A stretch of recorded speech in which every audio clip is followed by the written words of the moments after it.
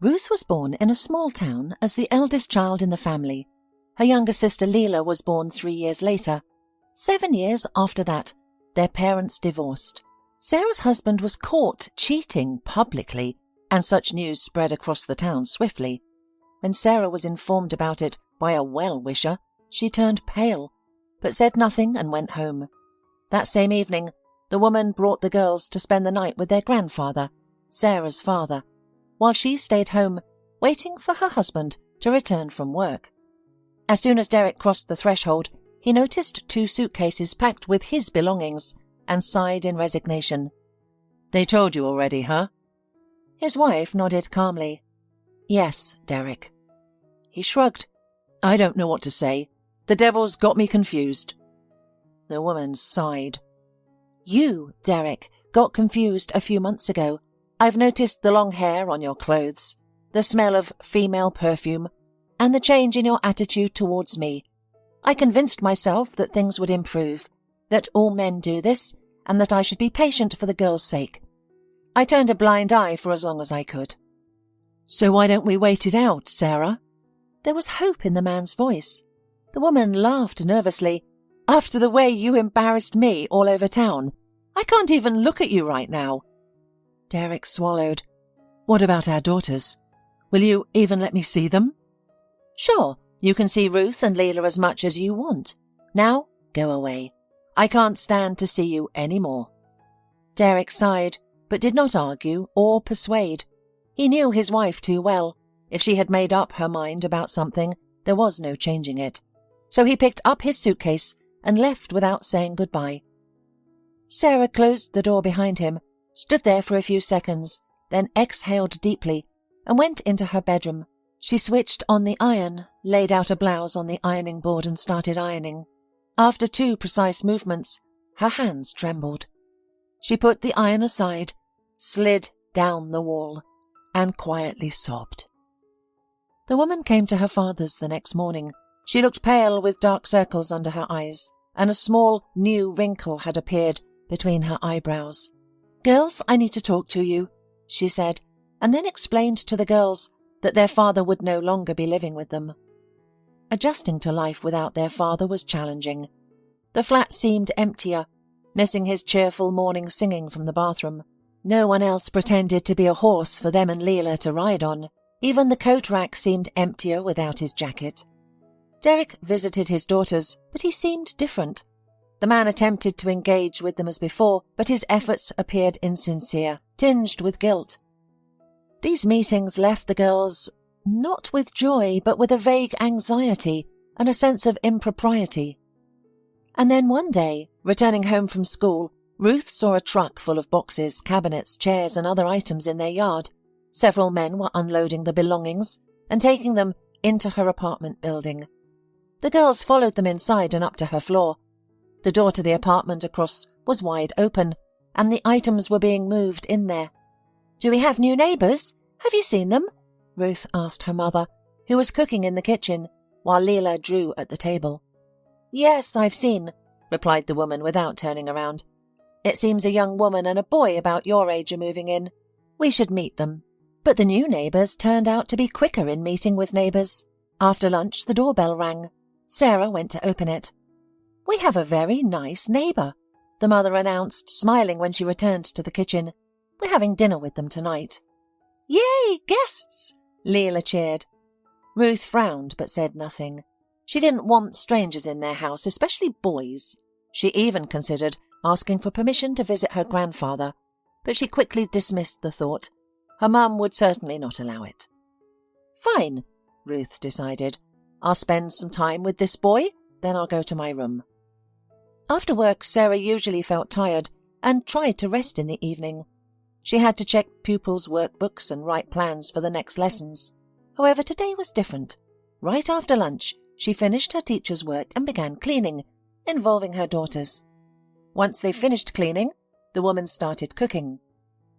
"Is that a raspberry pie with cream cheese cream?" Ruth asked in surprise, noting that her mother usually prepared it only for holidays. Sarah chuckled. "I think tonight will be a special night for us." Finally, the doorbell rang. An eager Ruth rushed to open it. "Peace be upon this house and its hospitable owners," a young woman greeted from the doorstep.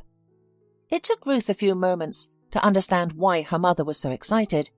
Their new neighbour resembled a pagan goddess of spring and sunshine. She was tall and slender, with long, slight red, slightly curly hair. Her large, bright green eyes twinkled with a smile when she gazed at Ruth. The woman's attire was also unusual. She wore a long, multicoloured dress. Her arms were adorned with numerous bracelets made of wooden beads, metal chains, and multicoloured threads that matched her dress. "My name is Gail," the woman said, her smile compelling Ruth to reciprocate, "and this is my son Connor." Only now did Ruth notice the boy standing behind her. He seemed to be about her age, with hair and eyes reminiscent of his mother's, and was dressed in a plain black t-shirt and blue jeans. He looked at Ruth with a slightly superior smile, as if he was aware of the effect his mother usually had on people. However, he did not come across as arrogant or smug. Ruth suddenly thought that they could become friends. "Come on in," Ruth invited them. Gail smiled and stepped into the flat. "Mum's in the kitchen," informed Ruth. "I'll see you out." Sarah cheerfully greeted her guest. It seemed she had already decided they would be friends. Indeed, anyone would want to befriend the beautiful, vibrant and cheerful Gail. She gave the impression of carrying a celebration in her pocket, ready to share it and spread joy. Such people are never dull or uninteresting. While the mothers wrapped up dinner preparations, Ruth and Connor retreated to the living room. Leela was already there, engrossed in playing with her dolls. She eyed the new boy with curiosity, but remained silent. Ruth realized that, as the eldest, it was her responsibility to extend hospitality and entertain their guest. "Will you go to our school?"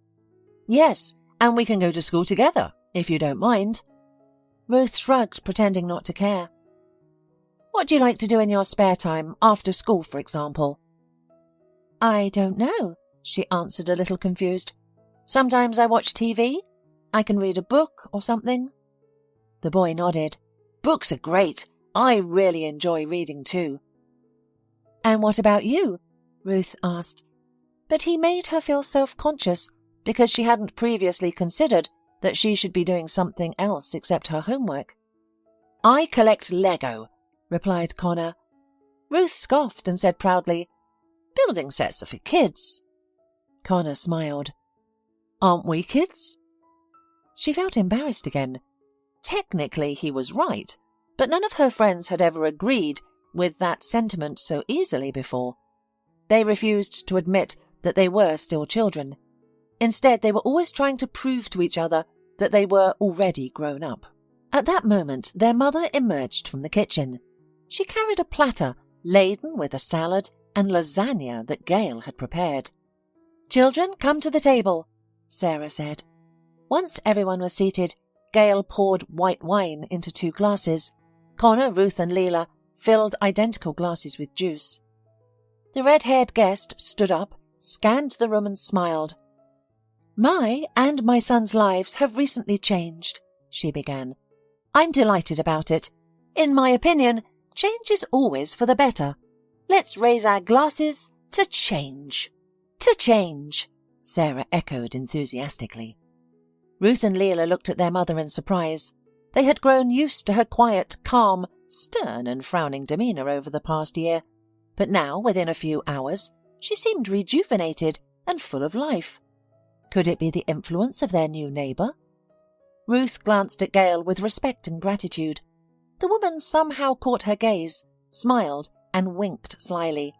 Ruth blushed and quickly looked at Connor, who was eating nonchalantly.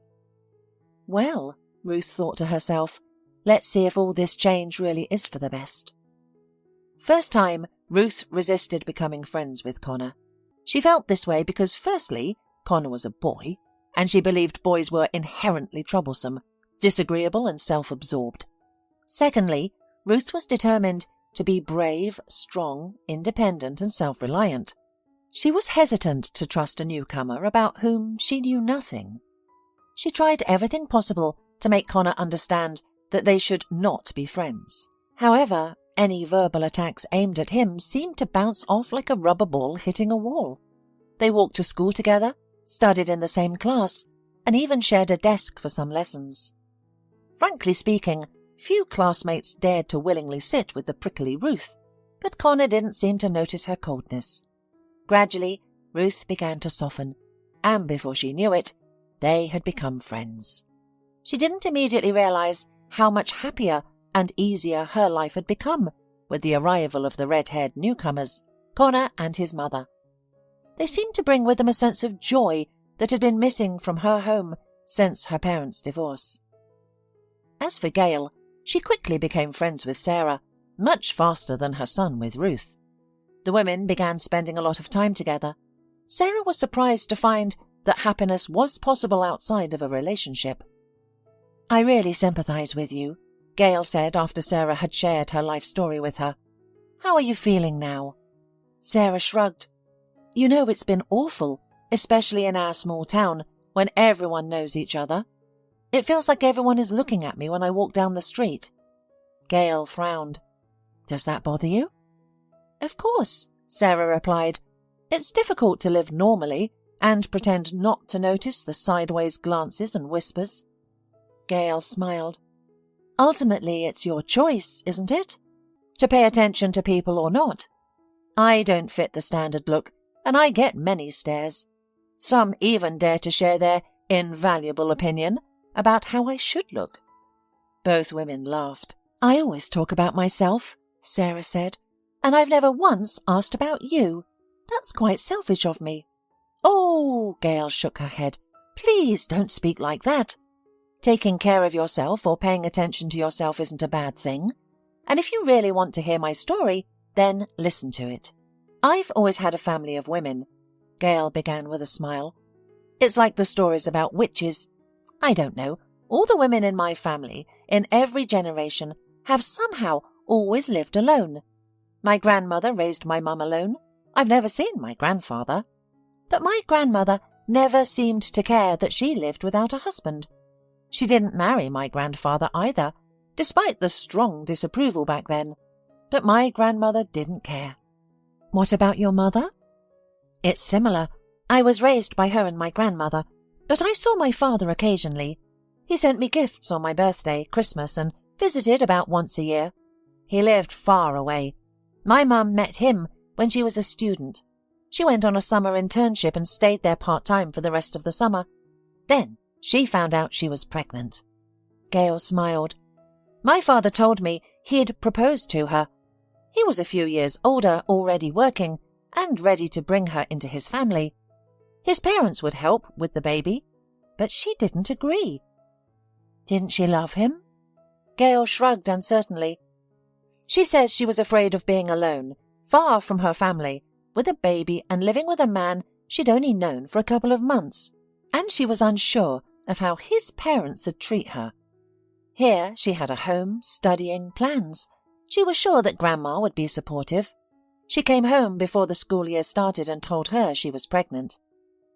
"And what about your grandma?" "She said something like, 'Well, it's your time.' My mum studied until the last month of her pregnancy, then she took a sabbatical. I was born. She stayed home for a year and then went back to her study. Grandma helped her with me." "Did your father try to convince your mum to marry him?" Sarah asked. "Yes, many times. Even when I was a little girl, I often heard these conversations. He remembered her and loved her for many years. I think at one point he was even ready to move in with us. But my mum wouldn't agree, and then, when I was about 10 years old, I found out he got married. Now he has 3 children and seems happy. We still communicate well." "And your mother didn't marry, did she?" "Yes, neither did my grandmother. She starts dating someone from time to time, but it doesn't last long. Mum says she's like a cat who walks on her own. By the way, my mother, grandmother, and I are very much alike. You would have known that we are a family at first sight. They're not of this world either." Sarah was embarrassed. "I don't think you're weird." Gail shook her head reassuringly. "I don't see anything wrong with being weird. If what's natural to you seems strange to others, but doesn't hurt them in any way, what's wrong with that?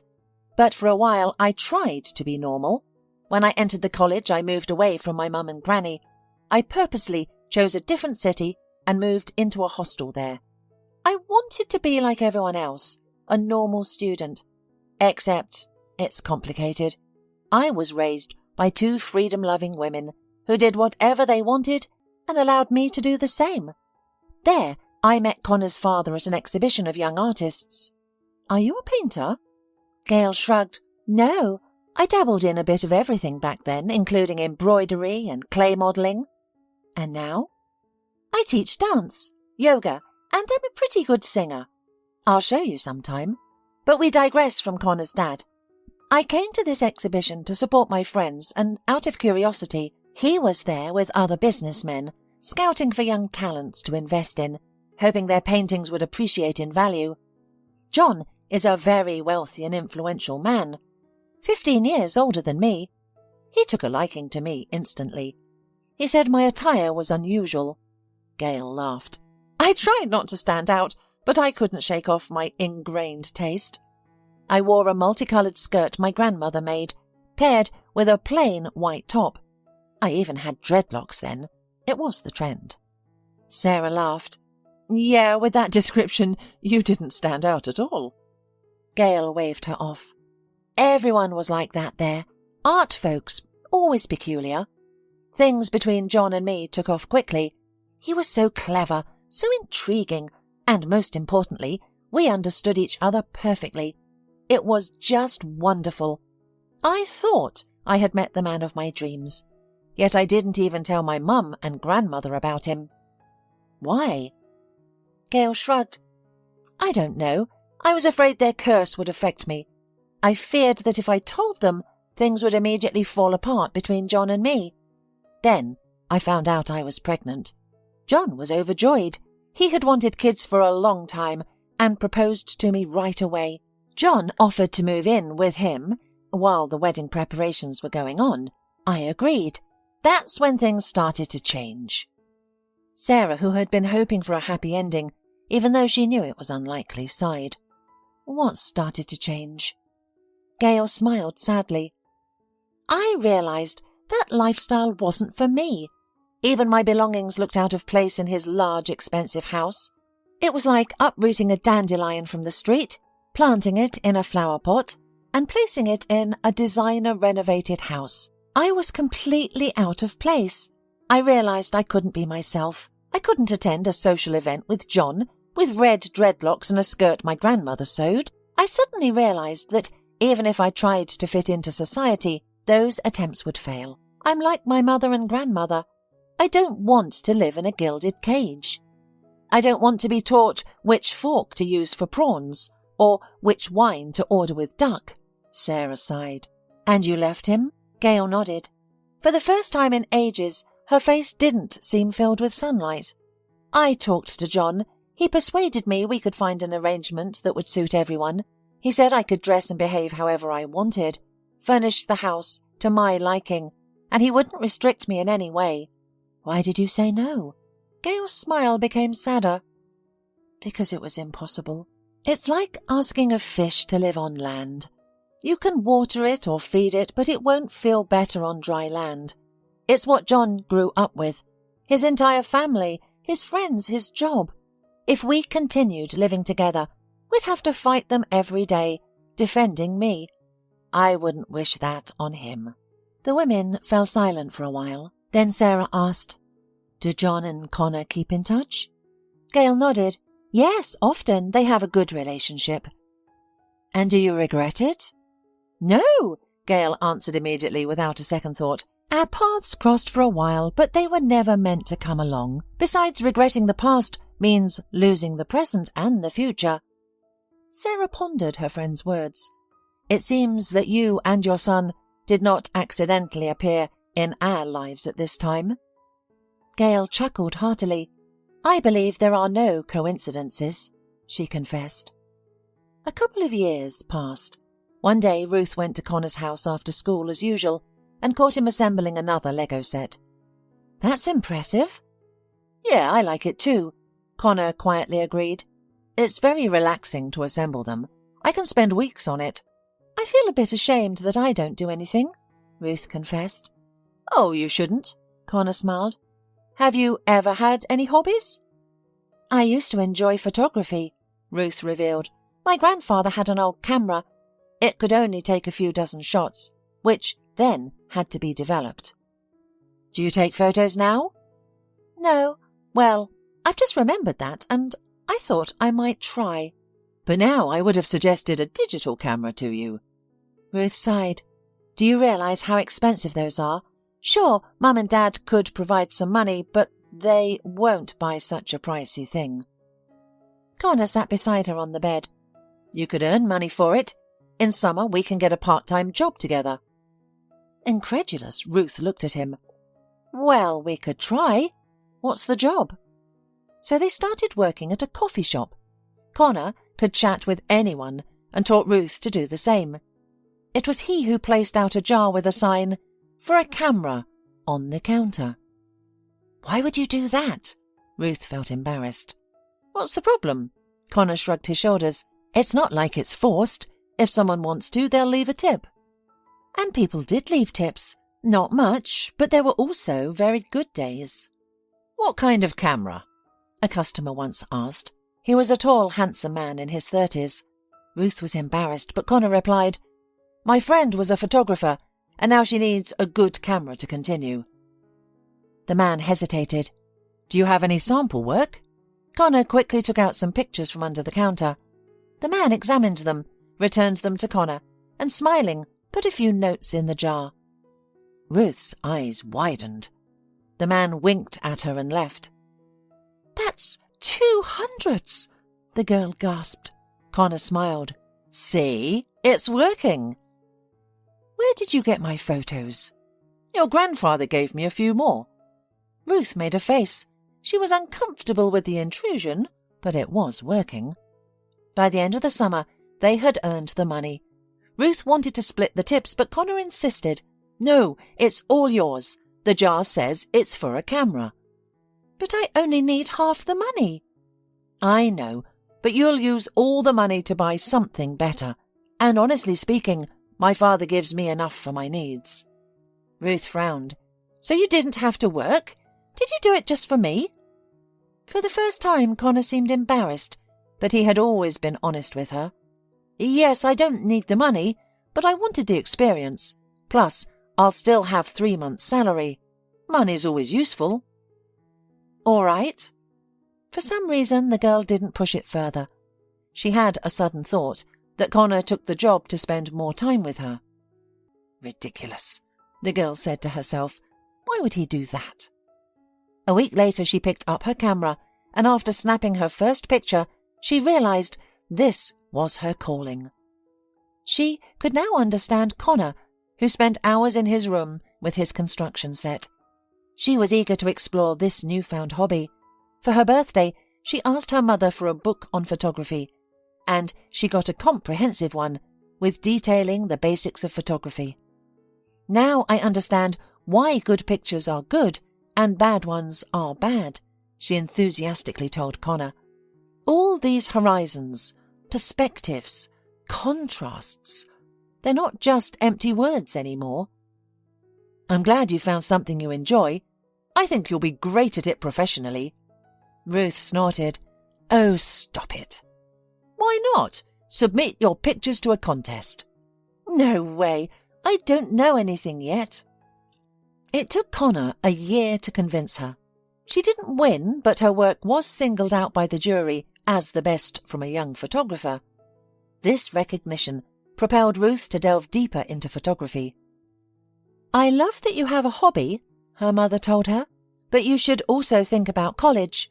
Your best friend is into his construction set, but he's also preparing for a finance degree. Ruth frowned. I don't know what I want yet, Mum, but okay, I'll think about it. The girl shared her concerns with Connor. What do you want to do? He asked. She shrugged. I would like to take pictures all my life, but my parents won't be happy with that. Are you sure you want to do what they tell you to do? Ruth sighed. Yes, I'm not ready to go against them. I won't give up photography either, but I need to study something more real. Connor thoughtfully ruffled his red hair. Where can you study without stress? What subjects do you find easy? Literature, you know that. Connor smiled. Maybe you should consider becoming a philologist. That's what they did. Connor pursued finance as he planned, while Ruth began studying philology, albeit without much enthusiasm. Photography remained her primary interest. She regularly submitted her work to competitions, receiving increasing recognition. For instance, a photograph of Grandpa and Leela playing chess won second place in a major competition, earning her a substantial cash prize. She also began taking part-time jobs doing wedding, Christmas, family photo shoots, maternity and newborn shoots, and various thematic ones, though she wasn't very fond of these. I can't shoot these the way they want, she admitted to Connor. People have preset expectations of what photos should look like. Connor laughed. What do you enjoy shooting? Ruth shrugged. Nature, abandoned buildings, random people. I know that, but I asked about your favourite shoots you do for money. Ruth was deep in thought. Perhaps personalised photo shoots? But only when the client wants something unique and trusts me. I've not had many of those. Maybe 2 people in all this time. She sighed and looked at her friend. But Connor, I can't turn down the work. It's decent money. Otherwise I'd have to ask my parents. You know, I'm afraid I'll get stuck in this job. Afraid I'll stop growing. Connor pondered for a moment. You know me, I'm practical. But if I were more romantic, I'd suggest you drop out of college, quit your part-time jobs, and focus on pure art. But I'm practical, so my advice is simple. Finish your degree, keep your part-time jobs, and make the most of them. Whenever possible, exercise your creativity. Ruth snorted again. That's great advice. Just be everywhere at one time. Excel here and there. I barely have time to date because of work and studies. I can't remember the last time I went to the cinema with a guy. Last Saturday with me. I mean a real date, Ruth smiled. I understand I'm not one of the worthy contenders for your heart, answered Connor. Ruth blushed slightly. Connor, stop it. You know what I meant. Back to the point. It seems like your option is the only right one, as I don't want to give up anything yet. That's what I figured. And surprisingly, Ruth managed everything. Got her diploma, which settled her moral debt to her parents. But she never worked a day in her speciality, because by then she was making good money as a photographer. Little by little, she started choosing her clients, working with those who trusted her, and got amazing results. For the first time in years, she was able to relax and devote herself entirely to the work she loved. Initially, her parents were skeptical, but she was supported by Connor, Gail, and her younger sister. Unexpectedly, her grandfather sided with her and spoke to Sarah, who, sighing, accepted Ruth's choice to pursue photography, not philology. Ruth also started sorting out her personal life. For years she had focused only on her studies and work. She even envied Connor. After their talk about her future, he started dating more frequently. The relationships were short-lived, but the number of girlfriends was surprising. Once, Sarah even mentioned to Gail, I never thought our Connor would turn out to be such a ladies' man. He always seems so calm and serious. I even thought he liked Ruth at one point, and now this sudden change? Gail shrugged her shoulders. I'm not pleased about it myself. I know there are people abundant in love. I've met such people. They sincerely fall in love with everyone they meet. But with my son it's different. It's as if he's using these girls to cover some pain. Maybe we should talk to him about it, Sarah suggested. He's too adult to take advice. Only time will help here. Connor is a clever boy. He'll realize he doesn't need this. Due to his numerous girlfriends, Connor spent less time with Ruth than before, which upset her. She tried to understand him. Sometimes he would bring some girls to their gatherings, but this only annoyed Ruth. All the girls were equally annoying to her. They were tall, slender, beautiful, but all equally empty and stupid. Then Ruth met Matt. They met at an exhibition where her works were displayed. It was opening day. Ruth was waiting for Connor, but he was late. She called him several times, but he didn't answer. Leela said she'd come tomorrow. Her parents were working. Her grandfather was unwell and stayed at home, so Ruth was alone at the exhibition. She looked at her colleagues' works. Some were not to her taste, others intrigued her.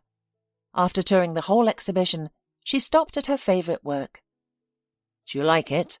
She suddenly heard a man's voice behind her. Ruth turned around. A tall, black-eyed guy was looking at her. He was dressed all in black, with black curly hair just touching his shoulders. Ruth immediately thought of romantic but slightly sad heroes. I wish I could take a picture of him. A black overcoat in an autumn park.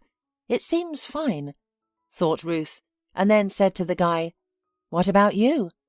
"Very deep and tragic. Yes, the lonely figure of a girl in a dark park against the light of a lone lantern. Most of the picture is taken up by the night sky, where a huge firework is blossoming. She's alone watching it, like a festivity passing her by." Ruth nodded thoughtfully. "How beautifully you described it, as if you knew the photographer." He smiled. "Unfortunately, I don't know him or her, but I'd like to meet them." She extended her hand. "Ruth Saboliver." "What a meeting! Matt," the young man introduced himself, shaking her hand and pointing to the picture, asked, "Did I guess correctly?" Ruth smiled. "Not quite. It's not a silhouette of a girl. It's a dog. If you look closely, you'll see." And she didn't seem sad to me, rather amazed by the firework. It surprised me because animals are usually afraid of loud noises and bright lights, but this dog wasn't. Matt grinned. "How foolish I must have looked." "No, not really," Ruth admitted, "but it was funny."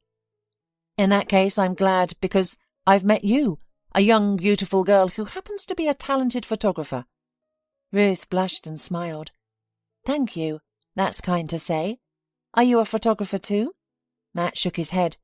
"Unfortunately, no. I work as a model and an actor." "Wow, that's amazing.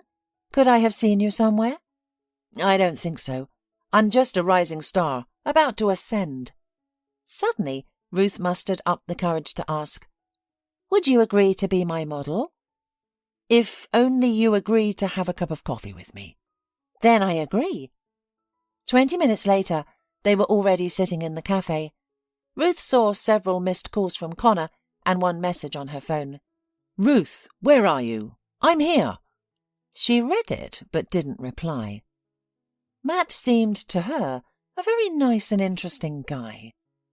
Ruth suddenly felt how wonderful it was to be with a man who looked at her with such adoring eyes, offered compliments, held doors open, made jokes, and asked her out on a date. At their first meeting in the cafe, they agreed on a photo shoot. Everything went so smoothly that Ruth could hardly believe it. She had never worked with professional models before. Matt anticipated her every thought, suggested options. Ruth barely had time to capture the right angles, but she didn't want to stop him. "That was great," Ruth exclaimed when it was over. "You haven't checked anything yet," Matt chuckled. "I already know that," she responded. He suddenly sighed. "What's wrong?" Ruth asked. "I just realized that now I need to come up with another excuse to see you again." The girl blushed and looked down. "I can help you with such a problem. Say we could meet next time so I can show you the finished pictures." Matt pretended to consider this. "Well, I suppose that's a good excuse. Deal." A month later, she was roused from sleep by a call from Connor. "What do you want?" she asked groggily. "Oh, how sharp and unwelcoming," Connor retorted. Ruth sighed and sat up in bed. "I was still asleep." "Wow, it's already 10 in the morning. And what kept you up so late last night?"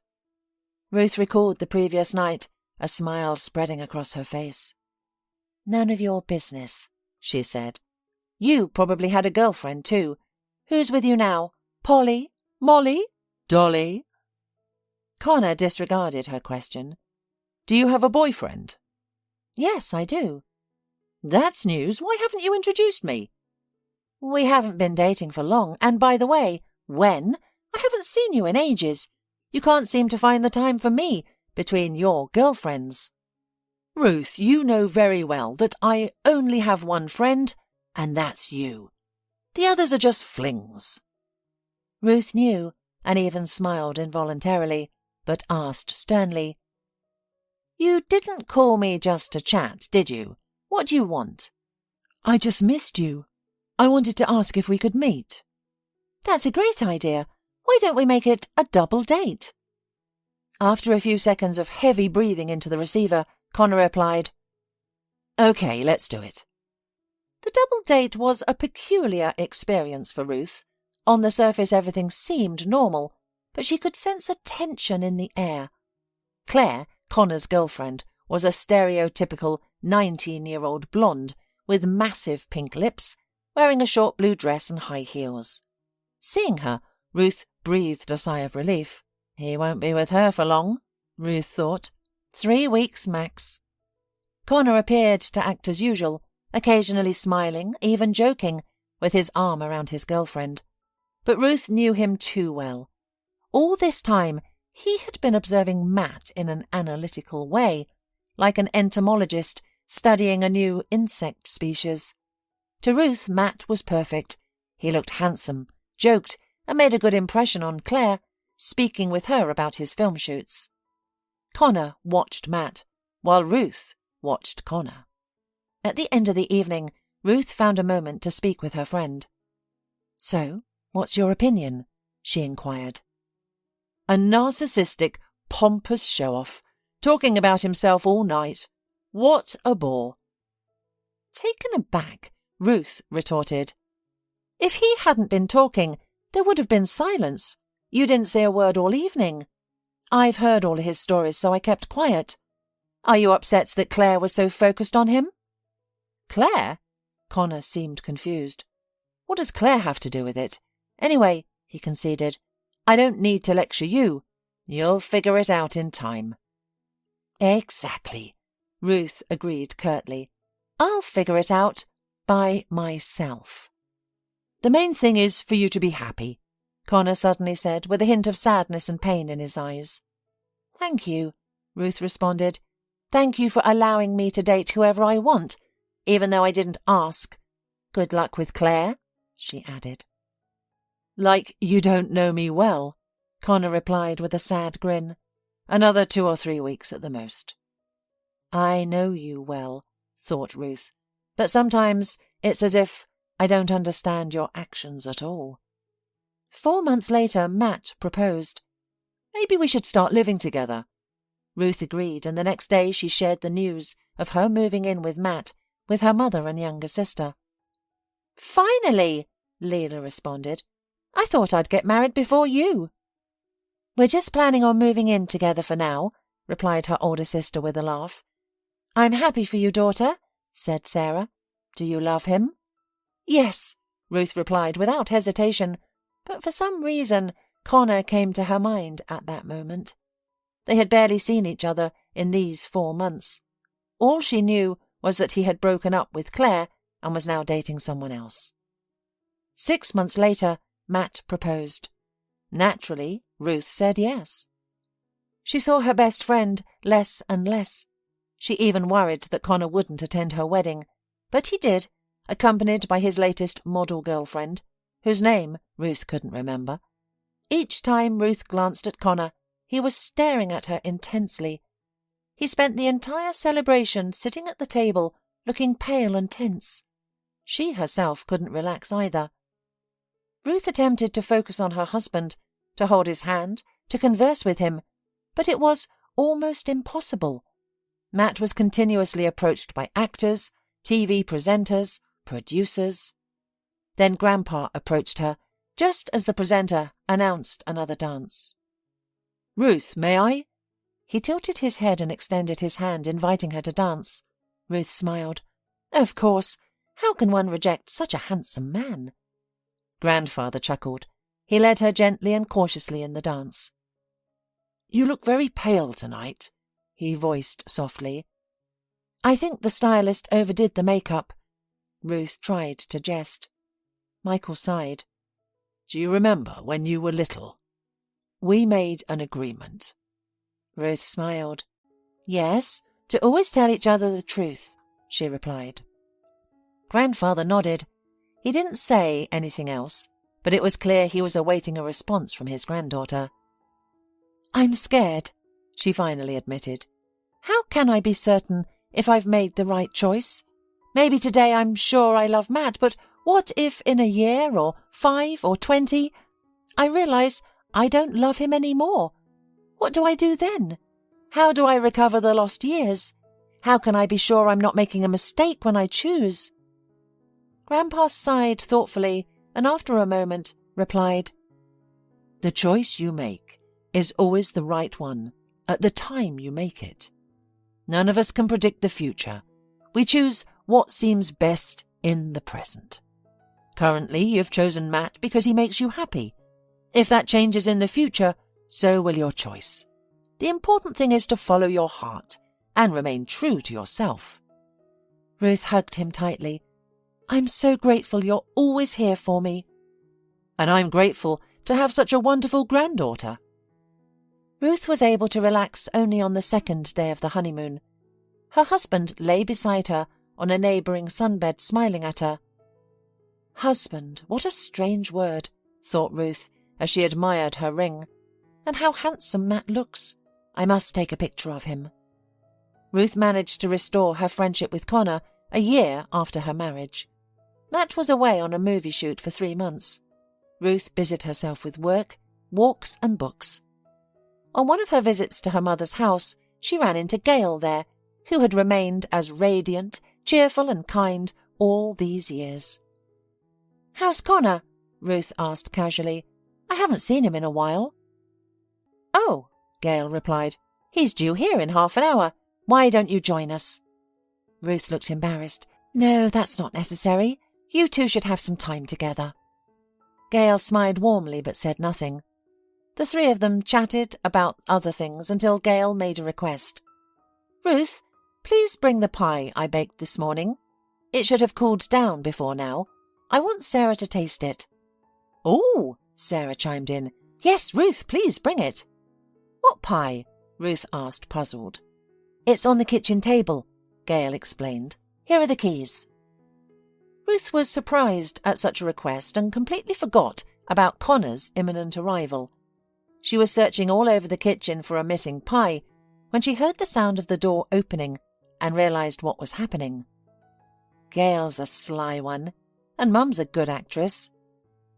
Mum, I'm here, she heard Connor announce. Ruth stepped into the corridor.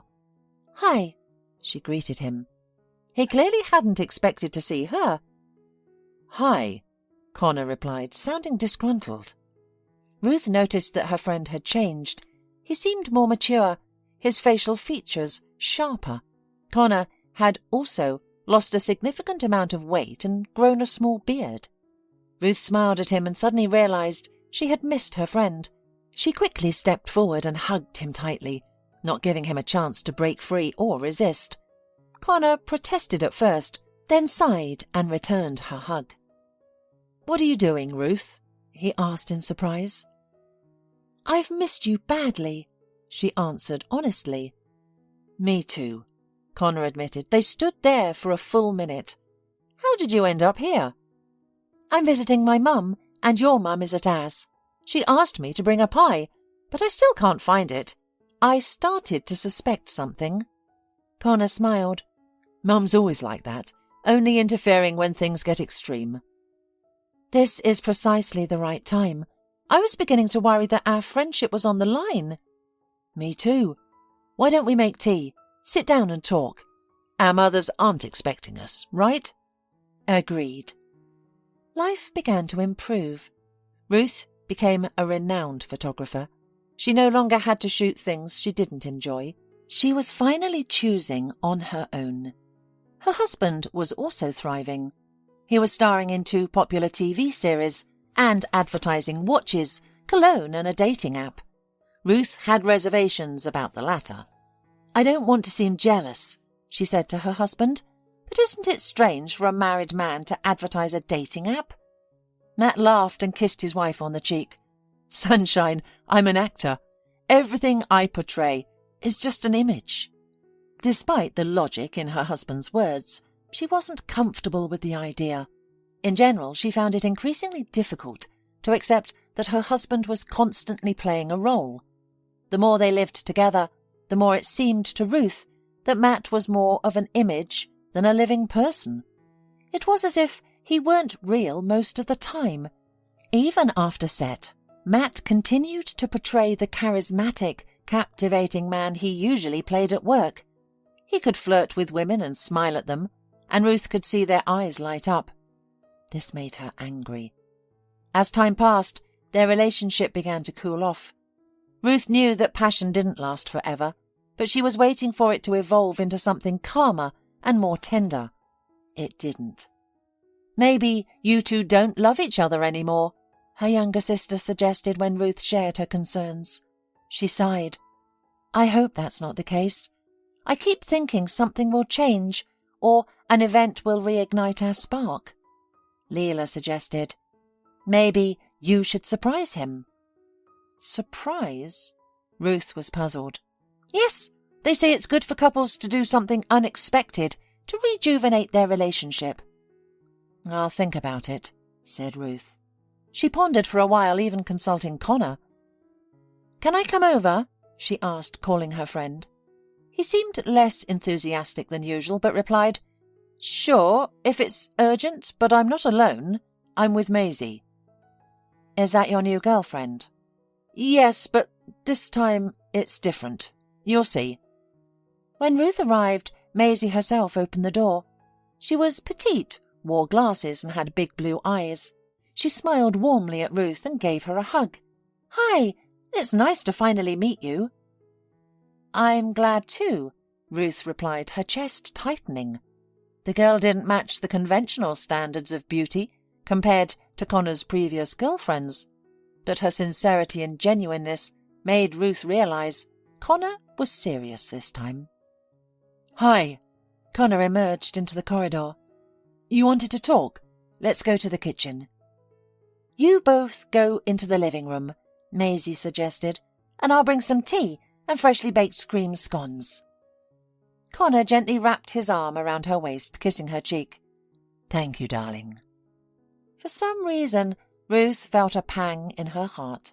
She quickly moved into the living room. After only an hour at Connor's, she had to leave. Seeing Maisie made her lose all thoughts. Connor didn't seem to understand why she wanted to meet so urgently.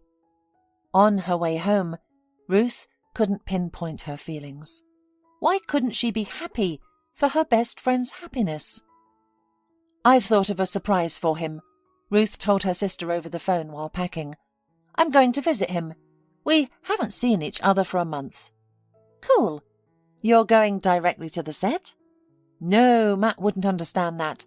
I'm going to visit him at the hotel." "Wow. Good luck, sister." "Thank you, Leela." Ruth was sure Matt would love it because he loved brightness, spontaneity, boldness, and experimentation. She had thought of everything. She rented a room in the same hotel where Matt was staying and found out when the actors would return from filming. She changed into a maid's costume, which was quite decent by her standards. It was a short black dress with a puffy skirt, a lace apron. Ruth was nervous. Her room was on the other end of the floor. It was a brave task to walk the entire corridor dressed like that. After gathering her courage, she thought of Matt's reaction and decided to go.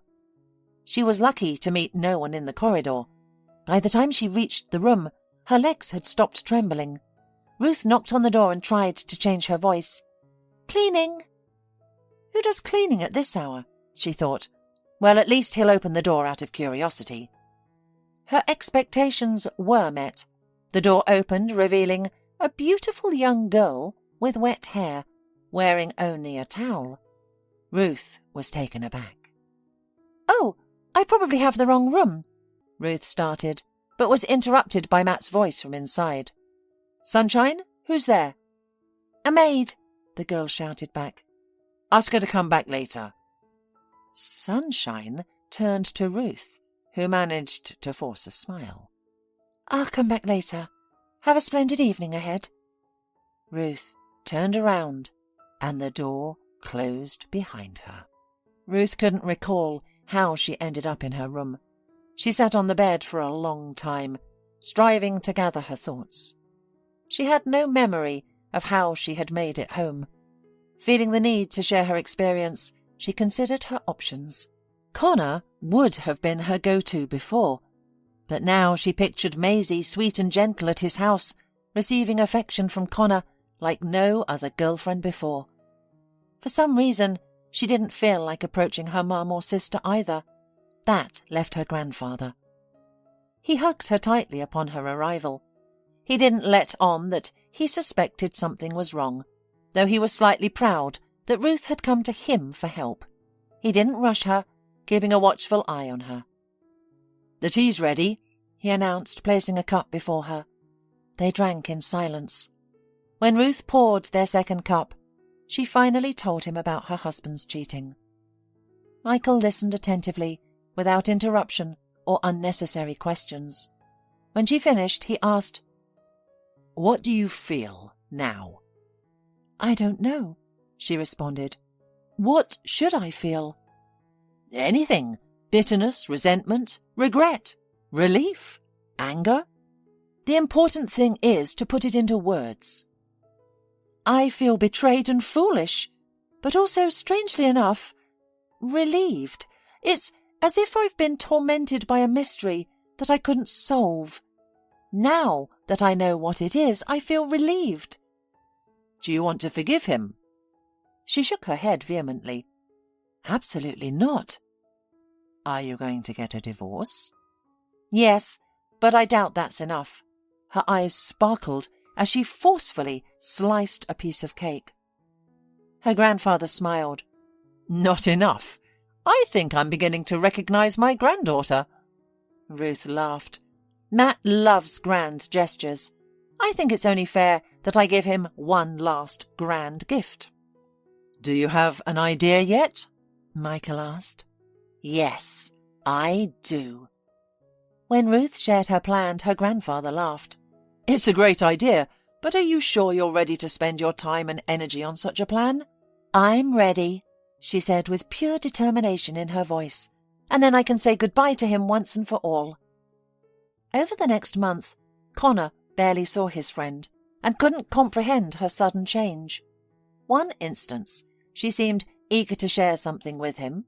The next, she abruptly withdrew. He couldn't think of anything he had said or done to offend her, nor could he imagine Maisie saying anything to upset Ruth. Maisie was the first girl in years who had stirred warm feelings in him. She was good, kind, and sensitive. She loved and cared for him deeply. He wondered if over time he could reciprocate her feelings as strongly. After all, he couldn't forever harbour feelings for Ruth, could he? He always hoped that she would see him as more than a friend, but that never happened. He tried to forget her, but it proved futile. When he met other girls, he always quickly realised that he didn't feel anything for them. When Ruth married, any glimmer of hope he clung onto was extinguished. He disliked her husband, Matt, who seemed deceitful. He was handsome and brilliant, but Connor saw him as a scoundrel. He wondered how Ruth, usually so perceptive, could look at Matt with such adoration. But if she was happy, he decided he wouldn't interfere. Meeting Maisie eased his pain a little, giving him a reason to engage with life again. He hadn't forgotten Ruth. He never could. But Maisie offered him warmth, care and support. And now that he'd finally come to terms with it, Ruth reappeared, stirring his life, only to disappear again. For an entire month, she didn't respond to any of his calls or texts. "Connor, I'm fine, don't worry," she reassured him. "Why don't you tell me what's happening? I'm worried," he asked. "Later," Ruth replied. "You'll see for yourself." This vague explanation left Connor dissatisfied, pacing around his house trying to figure out what was going on. He noticed Maisie's concerned gaze. He felt like he didn't deserve her. Although he hadn't mentioned Ruth to Maisie, she seemed to understand. At the end of the month, a message from Ruth caught him off guard. "Hi, I invite you and Maisie to come to my first solo exhibition. It's this Saturday at 3 p.m. "Interesting," Connor muttered. When Ruth first conceived her solo exhibition, she couldn't have foreseen the personal nature of the theme. She had been mulling over different ideas for years, from abandoned parks to the city's oldest buildings to random passers-by. She never expected to choose a theme so close to her heart. Her good friend Dagny, an experienced organizer of successful exhibitions, was instrumental in helping her. "I'm sure it will be a furore," Dagny declared when she saw the pictures. Ruth grinned. "That's what I'm counting on." Her friend coughed awkwardly. "But are you sure you're ready for it? After the opening there's no turning back. I warn you." Ruth pressed her lips together tightly. "I'm sure. That's precisely how I want to end things." Dagny snorted suddenly. "Okay, in a way I can understand you. I think many of our viewers will relate to this topic too." "Yes, unfortunately." "Is anyone coming to support you?" Ruth nodded. "Yes. My mum, my younger sister and her boyfriend, my grandfather, and my best friend and his girlfriend." Ruth's voice trembled at the last words. "That's great. Will your husband be alone?" Ruth smiled. "No, he'll have almost the whole film crew with him. I had to persuade him, but it's worth it." "Work colleagues, then," Dagny said thoughtfully. "Yes, I see your point." Matt had just returned from a film shoot. The exhibition was due to start in a few hours.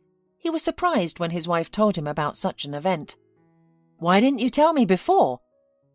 "I was preparing a surprise," replied Ruth. "You like surprises, don't you?" "I love surprises, but I think I'm going to be tired." Her husband sighed. "Don't worry. I need your support just for the opening. And bring the whole film crew with you. There'll be wine and snacks." Matt laughed. "I don't know if they'll want to." "But you persuade them," his wife asked sweetly. "You always say that such events are useful. And by the way, there are many personal pictures in this exhibition," she added quietly. "Wow! You mean it's going to be about me?" Matt asked in an excited voice. He laughed. "Then I'll definitely bring everyone I can." "Okay, dear." Matt did not have an opportunity to meet his wife before the exhibition started. When he got home, Ruth wasn't there. He quickly jumped into the shower, shaved and put on his best suit. I wonder what Ruth's up to. Surely something cute and unique. She's very talented. There's no denying that. In general, Ruth is a lovely woman. It's just a pity that we sometimes don't agree on some things. He sighed. I should also ask Wendy not to hang on me in front of my wife. Matt went into the hall and saw the title of the exhibition. Love Story. The first photograph hung there. Ruth took it after the first night they spent together. He's hugging her from behind, and she's taking a picture of them in the mirror. "Nice shot," he heard Wendy's voice from behind him. "It even looks like you love her here." Matt looked around. Fortunately, there was nobody standing close to them, and there was no one to hear. "I did then," Matt replied, "and who knows, maybe I still love her." Wendy grinned, lightly running her fingers along his arm. "But all these months during filming, every night in your hotel room, you've been saying the opposite," she purred. He smiled.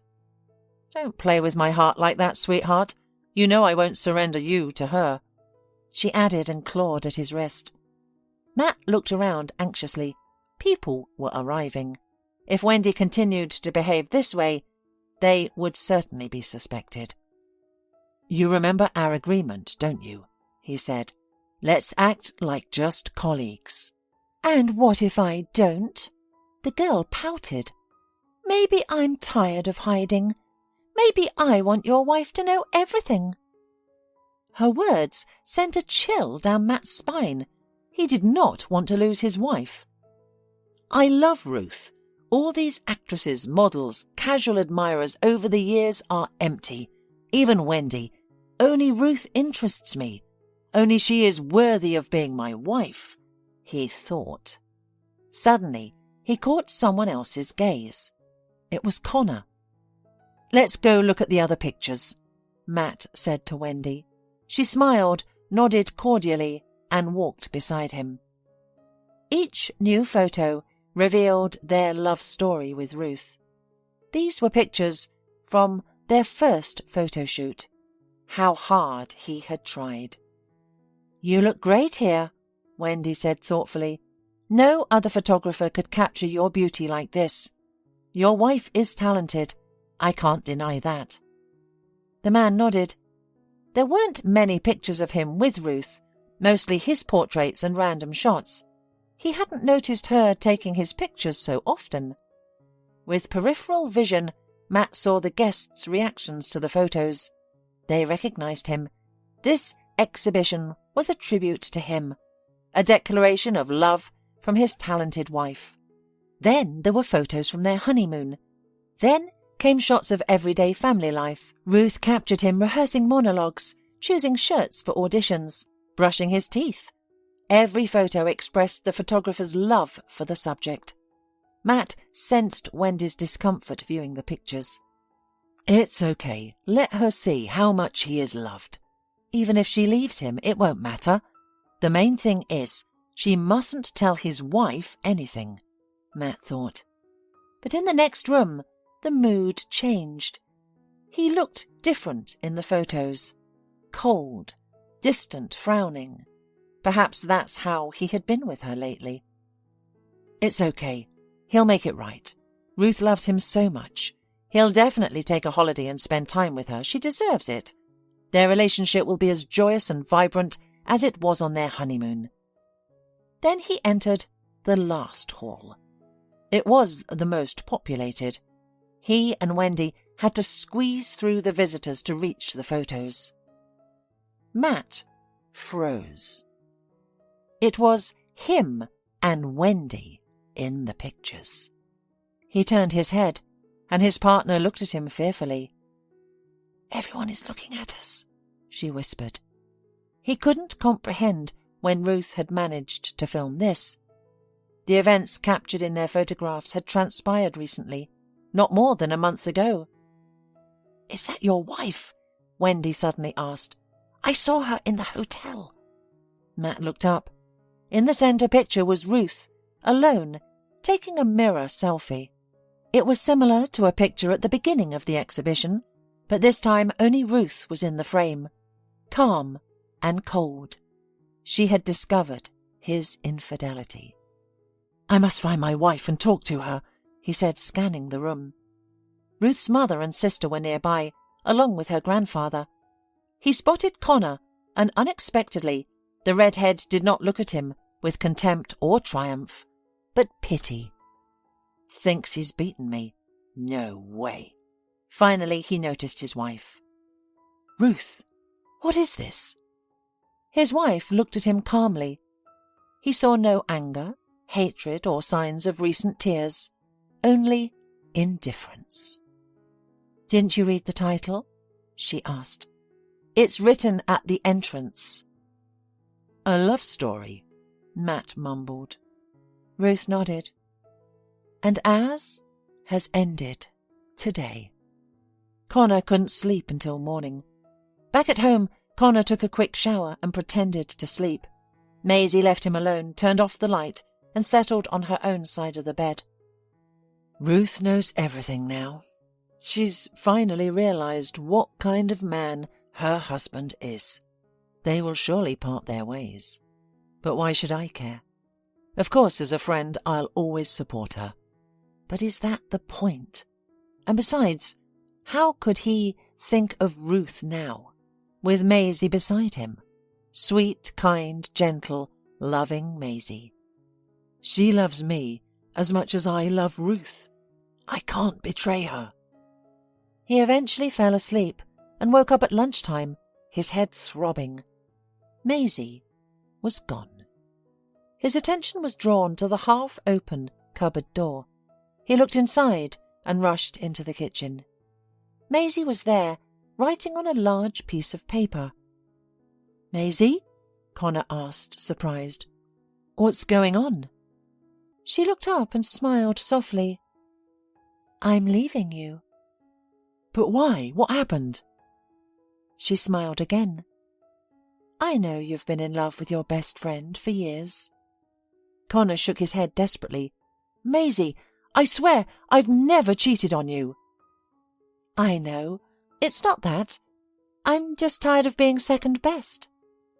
She raised her hand to stop him speaking. "It's not your fault. It was clear to me from the beginning. Only someone who loves unrequitedly can understand someone else who feels the same. But you chose to be with me, and that made me happy. I thought I could wait for you as long as it takes. I thought my love could reach your heart. It did. Don't, Connor. I know that you treat me well, that you're ready to make me your wife and live with me all your life. You're a good man, I know. But you don't look at me the way you look at her, and I don't want to spend my only life constantly thinking about it. It'll be hard for me at first, but I'm sure I'll meet someone who will love me just as much." Connor sighed. "You're wonderful." She smiled. "Thank you. Tell her how you feel." Maisie stood up, hugged him tightly, then kissed him on the cheek. She picked up her suitcase from the corridor and carefully closed the door behind her. Connor slowly sank into a chair. A few days later, he went to visit his mother, carrying a lot on his mind. As a child, it seemed to him that his mother knew the answers to everything, so he was surprised that, as an adult, she always gave him a choice, never persuaded or insisted, and accepted any decision he made. "I'm so tired and confused, Mum," Connor said. "I know, sunshine, I know," she said soothingly. They sat in the kitchen of the flat they had moved into years ago. "Get some sleep, son," Gail suddenly said. "When you wake up, you'll know what to do next." Connor yawned, his eyes heavy from lack of sleep. His mother walked him to his childhood room, and he went to bed. He dreamt of a spring day when he and Ruth, both around 12 years old, were launching paper boats on puddles. Connor looked at her and thought she was the most beautiful girl in the world. "Connor," Ruth asked him, "will our ship sink again?" Connor shook his head confidently. "No, Ruth, it won't sink." They carefully placed the boat into the cold spring water. The boat rocked slightly but stayed afloat. Connor smiled. "Connor! Connor!" Someone shook him by the shoulders. Connor opened his eyes and saw Ruth's smiling face above him. "You sleep just like you did when you were a child," she said to him, "with your hand under your head." "Well, yes," he said confusedly, wiping his eyes. "What are you doing here?" She shrugged her shoulders oddly. "Seems like we have something to talk about." His heart thumped. "I hope we want to talk about the same thing." Ruth nodded and tucked a strand of hair behind her ear. "That's what I'm about to find out." She suddenly leaned in and kissed him. Connor forgot how to breathe, then gently put his arms around her and drew her closer. Yes, definitely, they wanted to talk about the same thing. Hola, suscríbete a Historias Vitales para no perderte nuevas historias. Mi esposa había estado trabajando en su proyecto especial durante 4 meses ahora. No era su proyecto personal, pero ella era la persona principal y responsable de su éxito. El proyecto estaba diseñado para salvar a su empresa, Bixler Enterprises. Los últimos 4 meses habían sido difíciles porque se vio obligada a trabajar duro. Era importante tanto para ella como para la empresa. Había una buena posibilidad de que Bixler Enterprises quebrara si el proyecto no se completaba. Sara tenía una licenciatura de Albrecht y un MBA de Wharton. Era la más inteligente de la familia. Yo empecé a trabajar como mecánico de autos justo después de la secundaria y después de 21 años seguía siendo mecánico de autos. No me importaba porque me gustaba el trabajo y pagaba bien. Era suficiente para pagar la universidad de Sara y criar a 2 hijos. No vivíamos lujosamente, pero estábamos bien. Los niños ya se habían mudado, y las cosas iban bastante bien con nuestros ingresos. Sara quedó embarazada 3 meses después de casarnos a la edad de 18 años. Durante los primeros años de nuestro matrimonio, vivimos con mis padres. Ellos tenían una gran casa vacía ya que 4 de mis hermanos se habían mudado. Eso significaba que teníamos una niñera mientras Sara completaba sus primeros años de universidad. Debido a 2 embarazos, la carrera de 4 años le llevó 6 años completarla. Fue difícil, pero lo logró. Siempre tuve trabajo y nunca me faltó trabajo extra si lo necesitaba. Después de que Sara se graduó de Wharton, alquilamos nuestro propio lugar. Tuvo ofertas de trabajo de varias empresas grandes, pero todas requerían que nos mudáramos. A mí no me importaba, pero Sara quería quedarse cerca de casa. Por eso decidió trabajar en Bixler Enterprises. Pagaba bien, pero lo más importante, le daba responsabilidad y la oportunidad de avanzar. Sara era una empleada trabajadora y dedicada. La presentación es el jueves en el Hotel Thyssen en Filadelfia. Tomé unos días libres en el trabajo para ayudarla según fuera necesario. Al final, todo lo que logré fue hacerle algo de comer cuando llegaba a casa. No sabía nada sobre su trabajo, ni tampoco quería saber, los negocios corporativos de alto nivel me aburrían. Empresarios de Europa, Asia y América del Sur venían aquí, la empresa pagaba sus boletos de avión y proporcionaba habitaciones en el Hotel Thyssen mientras estaban aquí. Era caro como el infierno, y por algunas cosas que Sara había dicho, la empresa estaba sobreestimando sus finanzas. Su presentación era importante para ella, para la empresa y para más de 200 empleados. Hasta el martes por la noche, todo iba bien. Sara llegó a casa con un traje nuevo, un traje gris con una blusa blanca. Desplegó todo lo que necesitaba en la cama de la habitación de invitados. Cuando se trataba de la limpieza de la casa, ella era normal, pero cuando se trataba del trabajo, era meticulosa. No entendía por qué necesitaba sacar su ropa interior de lujo, pero no dije nada. Además de su traje para la presentación, tenía varios vestidos de cóctel lindos para eventos sociales antes y después del evento. Siempre había evitado tales eventos, pero me sentía obligado a ir con ella si ella quería que lo hiciera. Me agradeció la oferta, pero dijo que no era necesario. Todos los materiales y equipos que necesitaba estaban guardados ordenadamente en el maletero de su Volvo. Antes de salir del trabajo, ella misma conducía el coche para asegurarse de que todo estuviera en perfectas condiciones.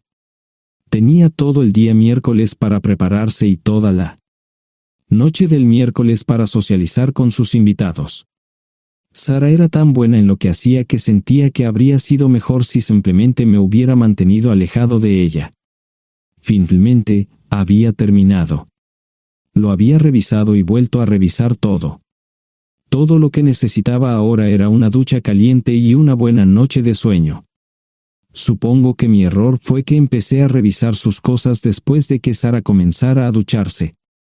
Pensé que estaba ayudando, pero resultó ser lo contrario. Estaba moviendo cosas en la cama cuando un pequeño sobre blanco cayó del bolsillo lateral de su bolso de maquillaje. Una carta de una farmacia, pero no del tipo que solemos usar. Dentro había 10 pastillas.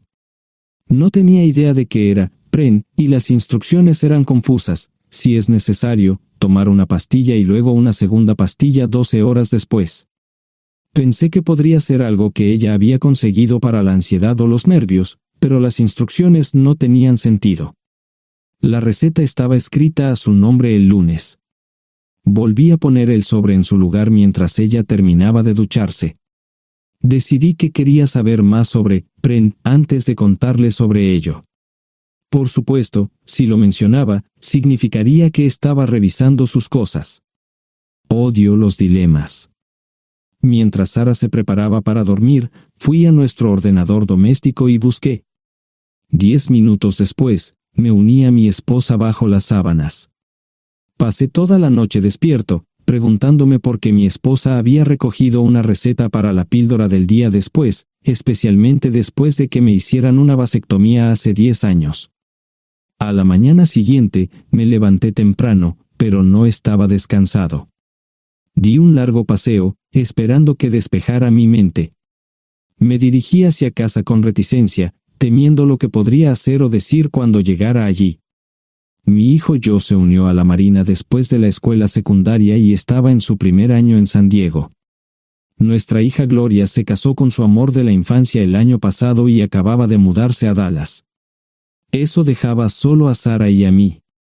Echaba de menos a los niños, pero esperaba envejecer con mi esposa. Ella era la única mujer que me había interesado, y ahora todo estaba. Si Sara estaba teniendo una aventura, lo ocultaba bien. Por supuesto, nunca la vigilé. Nunca miré sus correos electrónicos o llamadas telefónicas. No tenía razones para hacerlo. No tenía forma de saber qué estaba haciendo en el trabajo o después del trabajo. Confiaba en ella completamente. Ion, ¿dónde demonios has estado? ¿Quieres huevos o algo? No, solo café. No me sentía con muchas ganas de hablar. ¿Qué pasa, cariño? Solo son 3 días. Puedes venir si quieres, pero te aburrirás como una ostra. No, realmente no quiero ir, pero odio dejarte sola. Me preocupo cuando no estás aquí. Es muy dulce, querido, pero estará bien. No voy a salir del hotel en todo este tiempo. Pasaré la mayor parte del día asegurándome de que la sala de conferencias esté lista, y esta noche tendré una agradable charla con nuestros posibles clientes. Mañana, probablemente ni siquiera tendré la oportunidad de ir al baño. Llegaré a casa lo más temprano posible el viernes, te prometo un gran fin de semana si sabes a lo que me refiero. Todo eso suena bien, pero no puedes culparme por preocuparme. Soy un mecánico de autos, y tengo una esposa hermosa y exitosa. A veces tengo la sensación de que estás menos interesada en mejorar nuestra situación familiar que en avanzar en tu carrera. Detente, maldita sea, Ion. Siempre he respetado lo que haces para ganarte la vida y nunca he insinuado lo contrario. Criaste a 2 grandes niños y me pusiste a través de la universidad. Eres un gran esposo, un gran padre y un buen proveedor, y nunca olvides eso. Terminé mi café mientras ella recogía la mesa. ¿Quieres que te llame? No, no es una buena idea. Tendré el móvil apagado, y voy a apagar el teléfono de la habitación por la noche para poder dormir. Te llamaré siempre que pueda. La ayudé a cargar el coche, era tan meticulosa con eso como con todo lo demás. Trabajando, le llevaría 3 horas llegar al Hotel Dicen. Me quedé en el porche y la vi marcharse. No me molesté en preguntarle por las pastillas. Pasé el resto de la mañana en el porche. No recuerdo haberme preocupado tanto como ahora. Me sentía pequeño e insignificante. Me sentía fuera de mi liga. Era un tipo de pueblo con un trabajo mediocre y una esposa exitosa. Era una combinación equivocada. Debería haberlo notado antes. Me sentía estúpido. El mejor traje que tenía era una chaqueta azul y un par de pantalones. Al menos tenía algunas corbatas, aunque tenían 10 años de antigüedad. Acababa de terminar de vestirme cuando sonó el teléfono fijo. Oye, cariño, solo quería avisarte de que llegué bien. ¿Tuviste un buen viaje? Supongo que el tráfico no estaba demasiado denso. Estuvo bien. Te llamaré esta noche. Ahora tengo que irme. Estoy en la habitación 714, Sara. Puedo estar en casa de mis padres o en la de mis hermanos esta noche si quieres llamarme a mi móvil. De acuerdo. Suena el teléfono móvil. Te quiero, tengo que irme. Me tomé mi tiempo para llegar a Filadelfia. No fui directo al Lisen, primero me detuve y compré un filete con queso. Prometí hacer una larga noche. No estaba seguro de qué iba a hacer. Estacioné en el garaje del hotel y simplemente esperé. Tarde o temprano, tenía que entrar en el hotel. Simplemente no podía decidir cuándo hacerlo. El sonido de mi teléfono celular me ayudó a tomar mi decisión. Ion, solo quería avisarte de que todo se ha arreglado. Ahora voy a bajar para encontrarme con algunas personas y cenar. No olvidaste nada, ¿verdad? No, todo está bien. Tengo todo en mi habitación para mañana. ¿Necesitas algo? No, Ion, relájate. Voy a apagar mi teléfono. Te llamaré mañana por la mañana. ¿De acuerdo? Ríe, diviértete. No es divertido, Ion, es trabajo. No parecía estar demasiado fuera de lugar. El vestíbulo, el restaurante y las salas de conferencias estaban llenos de gente, así que pude pasar desapercibido. Había un folleto pequeño y bonito que mostraba el diseño de todas las habitaciones del hotel. Me paseé por las diferentes habitaciones y me detuve en las paredes, mirando alrededor entre la multitud. No tenía ni idea de qué haría si Sara me veía. Lo averiguaría si y cuando eso sucediera. Encontré un tablero de eventos que enumeraba todas las habitaciones que estaban siendo utilizadas por los diversos grupos. Bixler Enterprises no tenía habitaciones disponibles para el miércoles por la noche. Esto me pareció interesante. Sara había dicho que no iba a salir del hotel, pero ahora no estaba tan seguro de eso. Había 3 comedores, familiar, informal y de alta cocina. A Sara no le gustaba mucho cenar con niños, así que fui primero al comedor informal.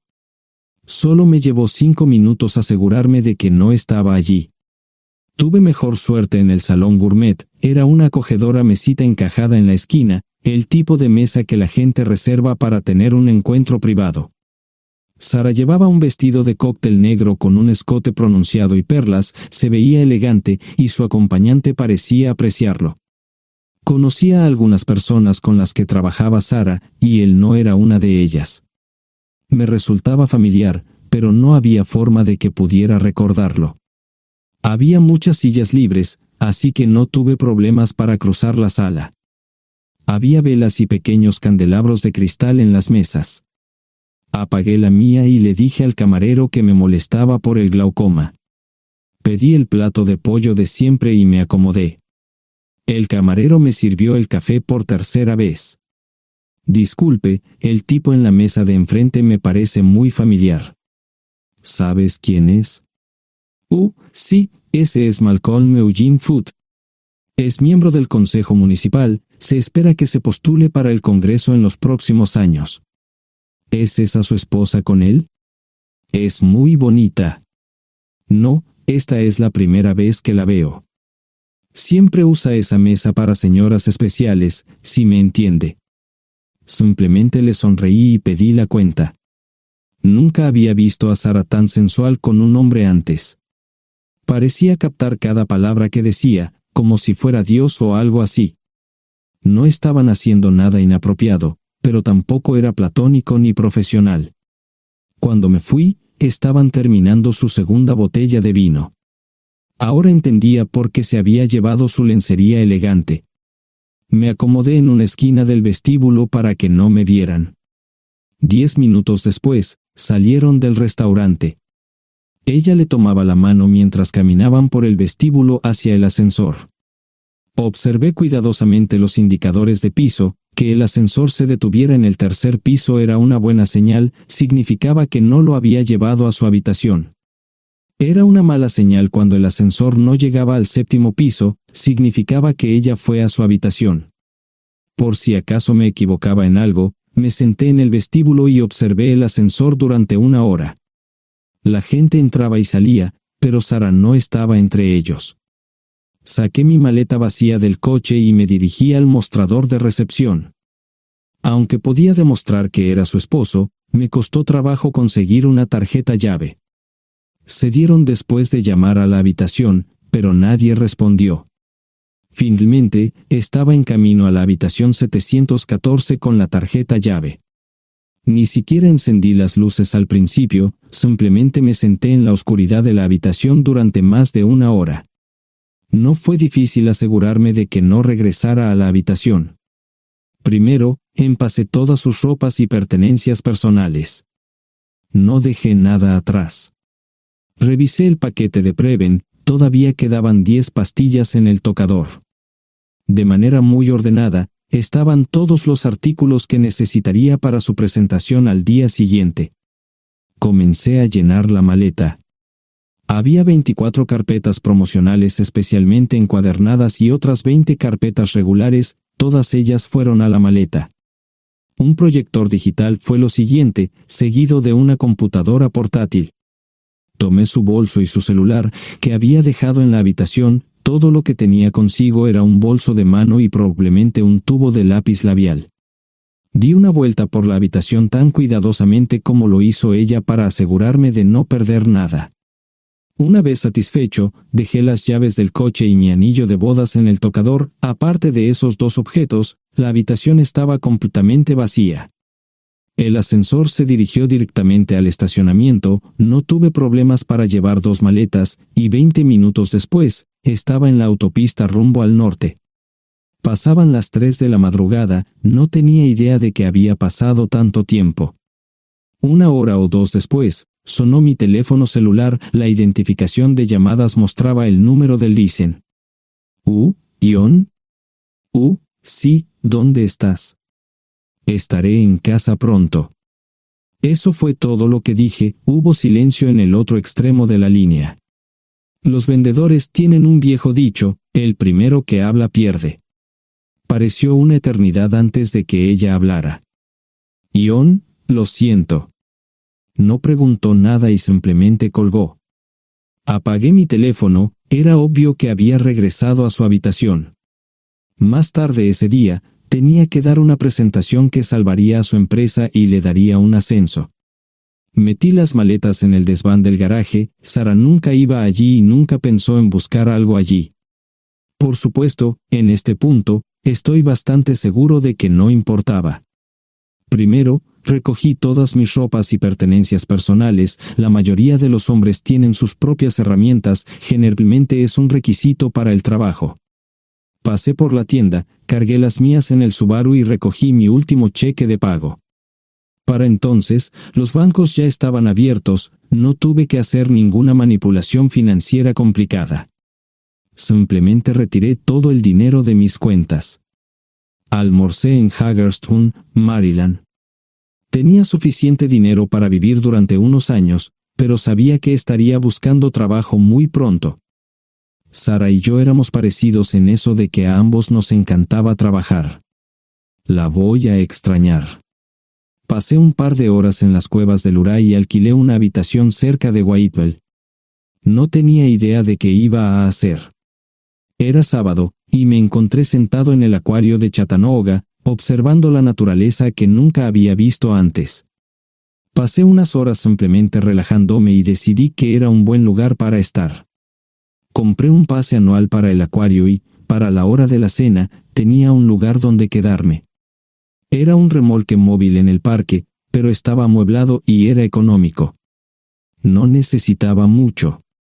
La primera cosa que haría el lunes por la mañana sería conseguir un trabajo. Un buen hombre de mantenimiento siempre puede conseguir un trabajo, especialmente si está dispuesto a trabajar duro. Podría permanecer discreto hasta que fuera el momento de renovar mi licencia de conducir o las etiquetas del coche. Me preocuparé por eso cuando llegue el momento. El domingo por la tarde, llamé a Gloria. Me sentí obligado a informarle sobre lo que estaba sucediendo, pero Sara ya se lo había contado. Fue bastante franca con Gloria sobre lo que había pasado, dijo que había engañado, que la sorprendí, que me fui y que ella perdió su trabajo. Me sentí mal porque ella perdió su trabajo, pero ese era el precio que tenía que pagar. Le pedí a Gloria que le dijera a Josh lo que estaba sucediendo la próxima vez que hablara con él. También le dije que la llamaría aproximadamente una vez al mes para verificar cómo iban las cosas. No le dije dónde estaba. Para el mediodía del día siguiente, tenía un trabajo. En realidad, estaba a poca distancia del parque de remolques, con el Waffle House a mitad de camino. ¿Qué más podría querer un hombre? No sé cómo manejaron el papeleo, pero me estaban pagando $20 por hora sin hacer preguntas. Estaba feliz, y ellos también. Ni siquiera tendría que tocar el dinero que traje conmigo. Unos 2 meses después, Gloria me informó que Sara se había mudado de la casa y estaba viviendo con sus padres. Gloria no sabía nada más, pero estaba feliz de que estuviera estable y le estuviera yendo bien. Josh me llamó desde San Diego solo para informarme que iba a hacer un crucero. Era técnico en aviónica en un portaaviones, intentó explicar qué hacía exactamente, pero estaba más allá de mi comprensión. Nunca supe mucho sobre cosas técnicas. Ambos tuvieron cuidado de no decir nada malo sobre su madre, aprecié eso. Después de eso, todo siguió como siempre. Comencé a hablar con Gloria al menos semanalmente, Josh y yo comenzamos a enviar correos electrónicos regularmente. Gloria hablaba regularmente con Sara, pero decía muy poco sobre lo que estaba haciendo o dónde estaba. Nunca presenté la solicitud de divorcio, y parece que Sara tampoco lo hizo. Tengo una licencia de conducir de Tennessee y las etiquetas en el Subaru. Comencé a frecuentar un bar local un par de veces al mes y tuve encuentros casuales, 2 mujeres se alternaban como mis compañeras nocturnas regulares. No buscaban compromisos, y yo tampoco, parecía funcionar bien para todos nosotros. La vida era buena. Eso fue hace mucho tiempo, y gradualmente olvidé a Sara. Con el tiempo, el Subaru comenzó a darme problemas, había olvidado cuánto tiempo había pasado. Tenía más de 200,000 millas. Estaba reflexionando sobre esto con una jarra de cerveza un día cuando me di cuenta de que habían pasado casi 5 años desde que me fui de casa.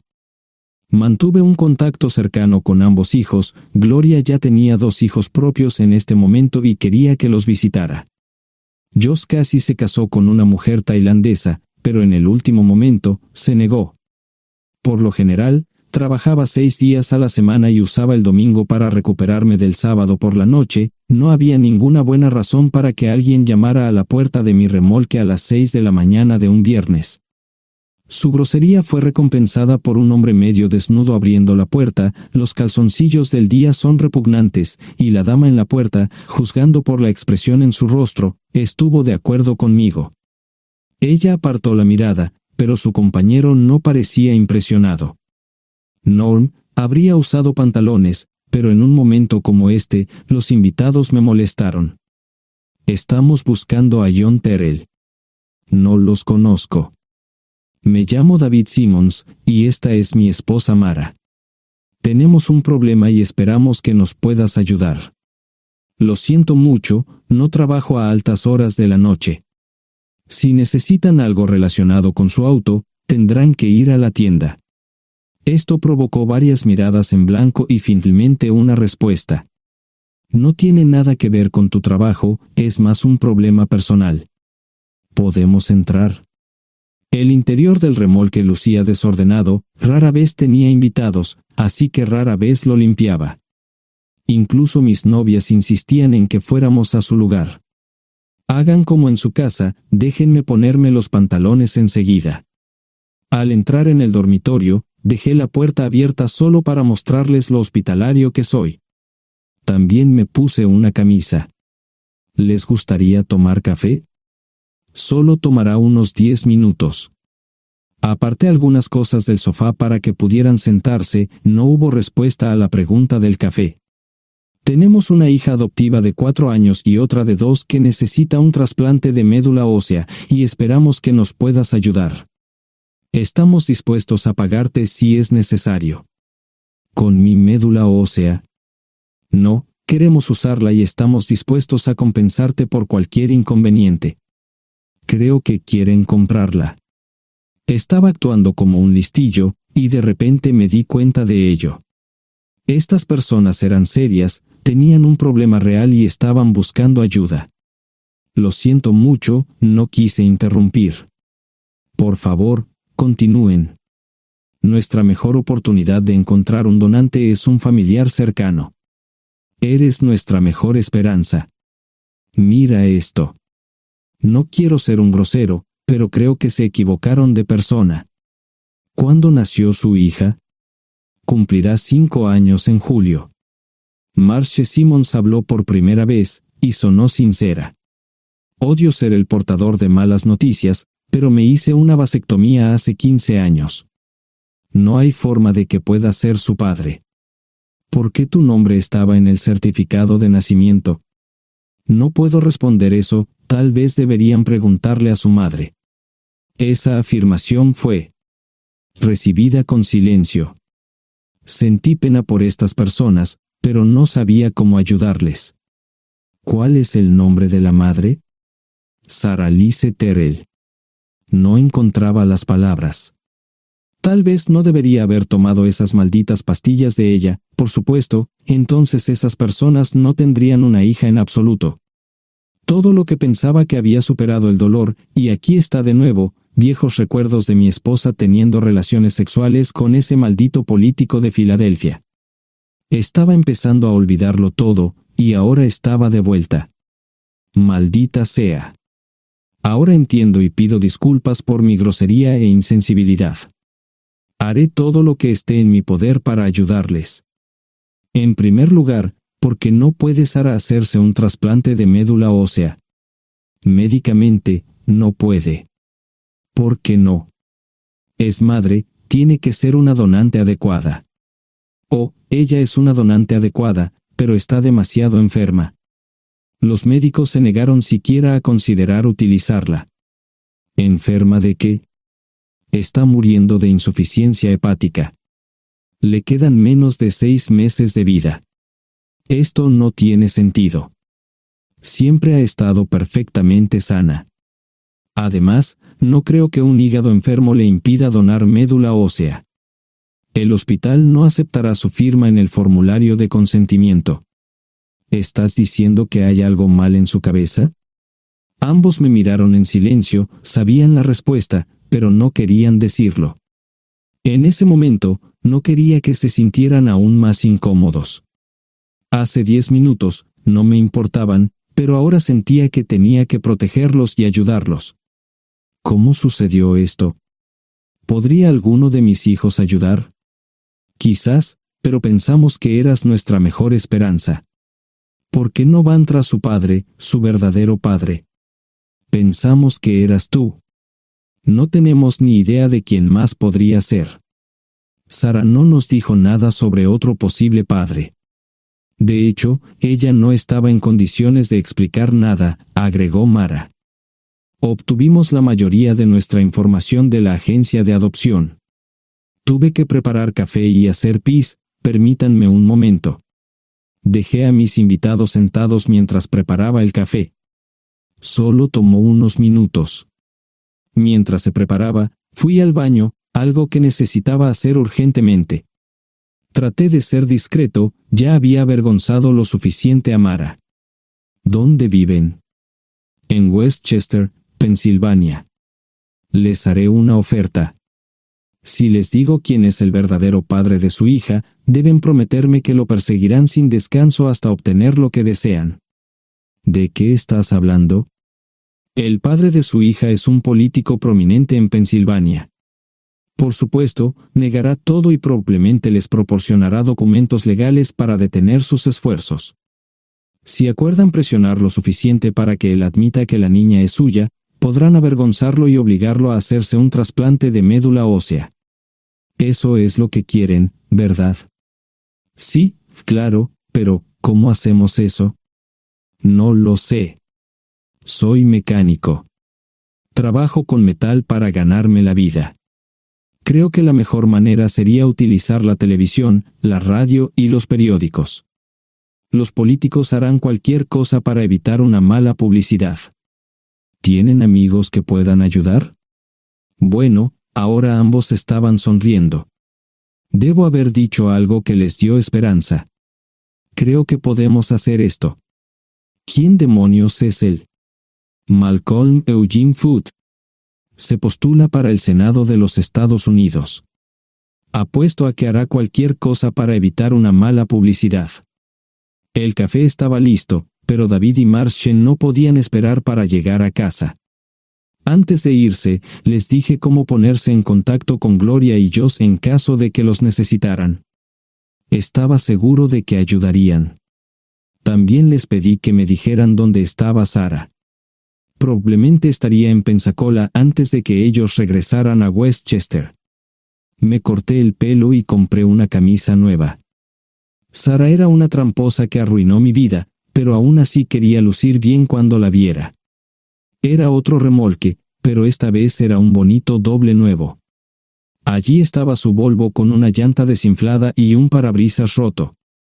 La mujer que abrió la puerta no era Sarah, parecía que la habían empapado fuerte y la habían dejado empapada. Tenía al menos 45, tal vez 50, y debió haber tenido una vida difícil. La falta de maquillaje no ayudaba y simplemente se veía horrible. No tuve la oportunidad de abrir la boca. Caray, si no es John Terrell. Nunca esperé verte aquí. Tuve que usar la vieja línea, me estás poniendo en desventaja. Sherry Hart. Pasa, entra. ¿Quieres una cerveza? No, pero gracias. Estoy aquí para ver a Sarah. Sherry cruzó la habitación y se detuvo en el buffet del comedor. Aquí está, John. Mírala todo lo que quieras. Su mano señalaba una urna de latón que estaba en el centro del buffet vacío. Supongo que llegué demasiado tarde. No me moví, solo me quedé mirando el contenedor frente a mí. ¿Puedo tomar una cerveza ahora? Sarah se mudó a Pensacola después de dar a su bebé en adopción.